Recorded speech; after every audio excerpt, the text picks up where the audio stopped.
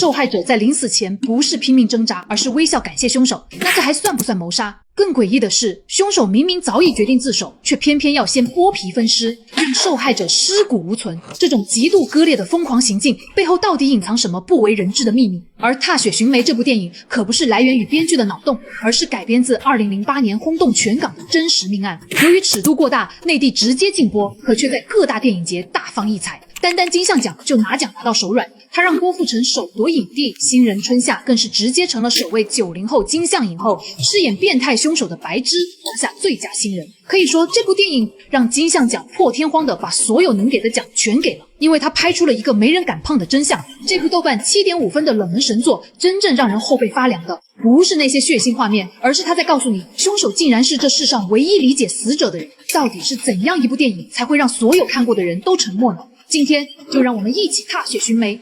故事的开场就是一记重锤，香港某栋老旧公寓里，一位阿婆正在家中休息，突然隔壁传来一阵剧烈的剁肉声，好奇的阿婆便出门查探，可刚走到隔壁门口，就看到了让她毛骨悚然的一幕，殷红的鲜血正从门缝里慢慢往外渗。警方很快赶到现场，经过调查，很快便确认了死者的身份，16岁的少女王佳梅，而最后接触她的人正是这间公寓的租客丁子聪。警方立刻发布通缉令，全城搜捕，可谁都没有想到，就在通缉令发布没多久，一个胖乎乎的男人自己走进了警局。喂，仔，做咩？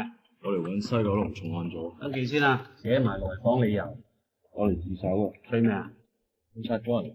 他就是丁子聪。在审讯室里，面对着负责此案的张 Sir， 他把整个作案过程交代得清清楚楚，从怎么动的手到怎么分的尸，再到怎么处理的内脏和骨头，每一个细节都说得条理分明，仿佛在讲述一件与自己毫无关系的事情。而张 Sir 见过太多杀人犯，有的人杀完人会崩溃大哭，有的人会拼命狡辩，有的人会沉默不语，但像丁子聪这样杀了人还能如此淡定的自首，他还是头一回见。更让他困惑的是，在问到作案动机时，丁子聪的回答完全出乎意料，谁都没想到会是王佳梅求着他动手的。张 Sir 愣住了，一个16岁的女孩跟一个素未谋面的陌生人第一次见面就求对方杀死自己，这怎么可能？可丁子聪的眼神里没有任何撒谎的痕迹，很多人看到这里肯定会觉得是这凶手在狡辩，在给自己找借口。但如果你继续往下看，你会发现这是整部电影里最残酷的真相，因为接下来张 Sir 将要揭开的是一个小镇女孩从满怀希望到彻底绝望的全过程。而当你看完这一切，你或许会和我一样陷入长久的沉默。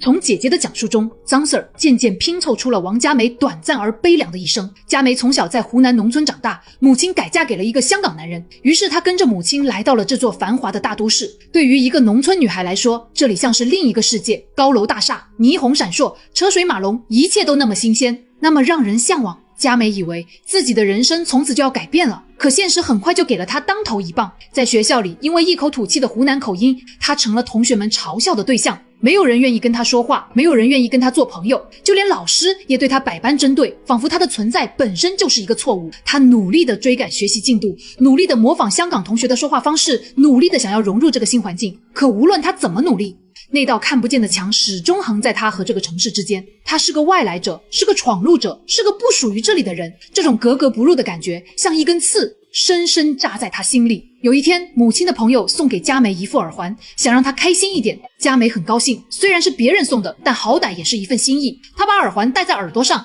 对着镜子左照右照，觉得自己好看了不少。可正是这对耳环将佳敏彻底推向了深渊。原来那位阿姨不小心拿错了，把自己女儿价值4000多块的名牌耳环送给了佳梅。现在她想换回来，手里拿着的是一副40块钱的地摊货。佳梅愣住了，一瞬间什么都明白了。原来从一开始自己就不配拥有好东西，那副耳环从来就不是送给她的，只是一个意外，一个错误。感觉到羞辱的她将耳环扔进了垃圾桶。你過嚟啊？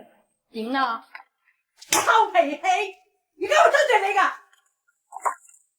啲嘢係人哋㗎，俾佢哋自己窮咩？看起来只是一件小事，但他对佳梅的打击是毁灭性的。那副耳环不仅仅是一件首饰，而是一种被认可、被接纳的渴望。当他被收回的那一刻，佳梅感受到的是赤裸裸的羞辱。你不配拥有好东西，你不配得到尊重，你不配和别人平起平坐。而母亲那句谁叫你自己穷，更是把这种羞辱钉死在了他心里。从那一刻起，佳梅就在心里暗暗发誓，一定要靠自己赚钱，要活出个样子来，要让所有看不起他的人刮目相看。可他不知道的是，这个誓言会把他推向一条万劫不复的深渊。很快，佳梅决定退学，出去赚钱。她身材高挑，长相清秀，觉得自己完全可以去做模特。于是她跑去应聘，幻想着有朝一日能够站在聚光灯下，成为万众瞩目的明星。可现实再一次无情地打碎了她的梦想。她连面试的机会都没有，直接被拒之门外。没办法，她只能退而求其次，在街头发传单拉客户。香港的街道上人来人往，行色匆匆。佳梅穿着一双高跟鞋，手里捧着一沓传单，追着行人跑。可那些人走得太快了，她根本追不上。老板不耐烦地走过來，指着她的鼻子罵：賣軟公司唔簽你做 model，又係你自己話嘅。總之有錢請你做咩都得嘅，而家請你你又唔俾心機做。佳梅咬咬牙，一句話也沒說，默默脫掉了腳上的高跟鞋，光着腳繼續發傳單。柏油路被太陽曬得滾燙，燙得她腳底生疼。可她忍着，一張一張的把傳單塞到行人手裡。她學聰明了，不再傻傻的追着人跑，而是站在路邊，主動搭訕路過的漂亮女孩。小姐，你生得好靚㗎。其實呢，話俾人聽想做歌星，又會俾人笑發明星夢。兼職 model 就唔同啦，又靚又唔辛苦，俾人影下相就得咯。咁你自己又唔做？我而家做星探啫嘛。如果冇人做星探，邊有人俾人發啩？我俾你一個名片。就這樣，他終於簽下了第一單，可拿到手的佣金只有20塊錢，在香港能幹什麼？連一頓像樣的飯都吃不起。所以他只能同時在快餐店打工。有一天，他問同事有沒有什麼來錢快的辦法。同事們你看看我，我看看你，欲言又止。最終在佳梅刨根問底的追問下，同事才壓低聲音告訴一個方法，而這徹底改變了他的人生。第一個客人是個瘦弱的男人，幾分鐘幾句誇人的話術，幾千塊到手。出了酒店，他沒有回家，而是直接衝進了首飾店，買下了那對耳環。佳梅看着鏡子裡的自己，嘴角微微上揚。這一次是他自己買的，不是別人施捨的。他覺得自己好像終於從垃圾堆裡爬了出來，重新撿回了一點尊嚴。可是接客的電話瞬間將他拉回現實。他清晰地意識到自己賺的每一分錢都是髒錢。他深吸一口氣，把剛買的耳環戴好，對着鏡子拼命微笑，因為他知道如果不這樣強撐着，下一秒就會哭出來。有了第一次就會有第二次、第三次。佳梅越來越熟練。有一天，她遇到了一個不一樣的客人。這個男人沒有像其他人那樣急不可耐，而是跟他聊了很久。他誇他身材好，像模特，誇他長相上鏡，以後肯定能紅。這些話正中佳梅的心事。她太渴望被認可了，太渴望有人看到她的價值了。於是她沒有收這個男人的錢，而是主動留下來，像真正的情侶一樣跟他打鬧嬉戲。他搶過他的遊戲機，兩個人你追我趕，笑聲回蕩在廉價酒店的走廊裡。在那一刻，佳梅覺得自己好像真的在談戀愛。她鼓起勇氣提出一個小小的請求：你可唔可以送呢部 NDS 俾我啊？我同我家姐都好中意玩㗎。呢部唔得喎，呢部人哋送嘅喎。佳梅的心瞬間涼了半截。別人談戀愛，男朋友都會送禮物，可她呢，連一個遊戲機都得不到。但她還是選擇自欺欺人，選擇相信這真正的愛情。可這份脆弱的幻想很快就被現實擊得粉碎。那天，她興沖沖地跑去找他，卻發現他身邊站着另一個女孩，而男人接下來的舉動更是將她徹底摧毀。嗱，你睇清楚啊！你睇清楚我使唔使溝佢先？你中意試？對唔住啊，妹，我呢就同我女朋友解釋緊嘅。我就話呢，其實我哋兩個喺網吧嗰度識噶嘛，我哋一齊打機嘅啫嘛。咁但係我女朋友呢就唔信，佢話佢見到我哋一齊行街拖住手嘅。咁但係冇啊嘛，冇咁嘅事啊嘛，係咪？佳梅愣在原地，心像被人用力攥住，疼得喘不過氣來。可她還是圓了這個謊，保全了彼此最後的體面。在現實中無人訴說的她，在網上宣洩自己的情緒，沒想到吸引了同樣孤獨的丁子聰。而丁子聰小的時候，他親眼目睹母親在車禍中為了保護自己而死，那一幕成了他一生的噩夢。這份愧疚和思念像一塊巨石壓在他心頭，越來越重，重到喘不過氣來。他也曾經喜歡過一個女孩，那個女孩很漂亮，笑起來眼睛彎彎的，像月牙一樣。丁子聰拼命攢錢，攢了好幾個月，就為了買2張演唱會的門票，想給她一個驚喜。可女孩卻拒絕了他，因為他幾個月的工資才夠2張門票，顯然給不了他想要的生活。從那以後，他一個人住在那間狹小的出租屋裡，每天除了上班就是發呆。就是這樣兩個孤獨到極致的人在網絡上相遇了。他們聊了整一個通宵。佳梅說她很想像鄭秀文一樣站在舞台上被所有人看到，可丁子聰卻嫌自己醜，不想被人看見。你怕唔怕死啊？不怕，有時候還會想死了也挺好的。點解？因為活着會痛，活着會恨，活着就要每天想着怎样活得更好。我很想坚强，但是会累，特别是一个人的时候。天光了，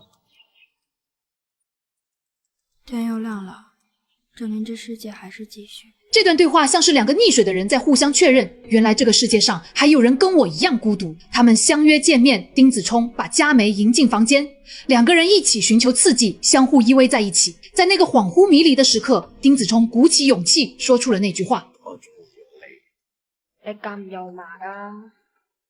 我哋第一次咋，邊有可能？可佳梅不再相信爱了，那个说她像模特的男人，最后把她当成了一个笑话。那些花钱的客人只是把她当成发泄的工具，她早就不敢再相信任何人的真心了。可丁子聪是真的喜欢她，他喜欢她的孤独，喜欢她的脆弱，喜欢她眼睛里那种和他如出一辙的绝望。两人很快就坦诚相见。可此时佳敏突然抓住丁子聪的手，祈求他能杀死自己。他没有问为什么，因为他懂。他懂那种活着比死了还痛苦的感觉，懂那种找不到任何希望的绝望，懂那种想要解脱却无能为力的无奈。他双手用力，窒息感席卷佳梅大脑。佳梅没有挣扎，眼泪慢慢流了下来，可她的嘴角泛起了一丝微笑，那是解脱的微笑，是一种终于可以结束的释然。而佳梅死后，丁子聪做了一件让所有人都无法理解的事，他把佳梅的尸体进行了处理，他一点一点的分割打包，骨头被他砍断，肌肉被他剔除，整个过程他做得非常仔细，非常认真，就像在处理一头猪一样。很多人不理解，既然他已經決定自首，為什麼還要多此一舉的分屍？直接報警不是更簡單嗎？你真係咁想知道我點解殺咗黃佳梅？係上次幾時點解會發生？我一啲都唔討厭佳梅，我討厭係人，我唔想佳梅係人，所以我殺咗佢。这可能是整部电影最让人细思极恐的地方。这句话乍一听荒谬至极，可细想却让人心里一颤。在他扭曲的认知里，人意味着痛苦和绝望，而他杀死佳梅是用自己的方式让她解脱，这当然是错的，大错特错。可这份错误背后，我们不得不面对的问题，为什么两个人会孤独到这种地步？